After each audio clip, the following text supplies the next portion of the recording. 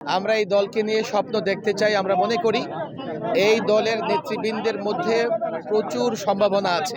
তারা বাংলাদেশকে নতুন স্বপ্ন দেখাবে, নতুন সম্ভাবনার দিক উন্মোচন করবে। তারা ভাইয়েরা, আমরা সকলেই জানি জাতীয় নাগরিক পার্টি নামে আজকে নতুন একটি রাজনৈতিক দলের আত্মপ্রকাশ হচ্ছে। নতুন দল মানে নতুন স্বপ্ন, নতুন সম্ভাবনা।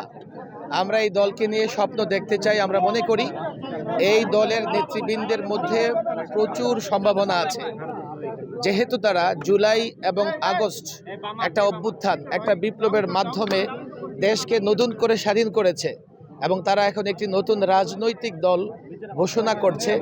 আমি বিশ্বাস রাখতে চাই এই নেতৃত্বের উপর, এই সংগঠনের উপর। তারা বাংলাদেশকে নতুন স্বপ্ন দেখাবে, নতুন সম্ভাবনার দিক উন্মোচন করবে। তারা এমন একটি বাংলাদেশ গঠনে তারা কাজ করবে, যেই বাংলাদেশে দুর্নীতি থাকবে না, সাম্প্রদায়িক দাঙ্গা থাকবে না, যেই বাংলাদেশে কোনো ধরনের স্বজনপ্রীতি থাকবে না, ধর্মীয় স্বাধীনতা থাকবে এবং আমরা সকলে মিলে মিশে এই দেশে বসবাস করব। একটা শান্তির বাংলাদেশ গঠনে তারা সহযোগিতা করবে, তারা কাজ করবে। আমরাও দীর্ঘদিন ধরে কাজ করে আসছি। আমি ইসলামী ঐক্যজোট এর ব্যানারে কাজ করে আসছি, রাজনৈতিক ব্যানার। এবং আমরা, আপনারা জানেন, গত 16টি বৎসর সবচেয়ে বেশি টর্চার, জুলুম সহ্য করেছি আমরা। আমি ব্যক্তিগতভাবে 3 দফায় লম্বা সময় রিমান্ড এবং জেলে ছিলাম। বিশেষ করে 21 থেকে 23 লম্বা সময় আমি জেলে ছিলাম। মূলত এই জেল এবং এই কুরবানির একটাই লক্ষ্য ছিল, দেশ যাতে ফেসিবাদ মুক্ত হয়, দেশে যাতে মানুষ স্বাধীনভাবে নিরাপদে ধর্মকর্ম পালন করতে পারে। এখন আপনারা একটা নতুন বাংলাদেশ দেখতে পাচ্ছেন। এখানে নতুন একটি রাজনৈতিক দলের আত্মপ্রকাশ ঘটছে।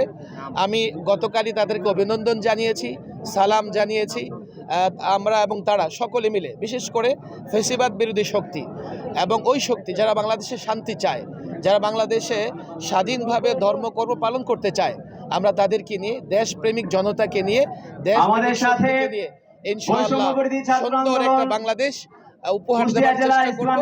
এবং এর জন্য আমরা সব ধরনের ত্যাগ এবং কুরবানি দিতে প্রস্তুত আছি। সাংবাদিক ভাইদের কাছে বিনীত অনুরোধ, আপনারাও আমাদের সহযোগিতা করবেন, আমাদের পাশে থাকবেন।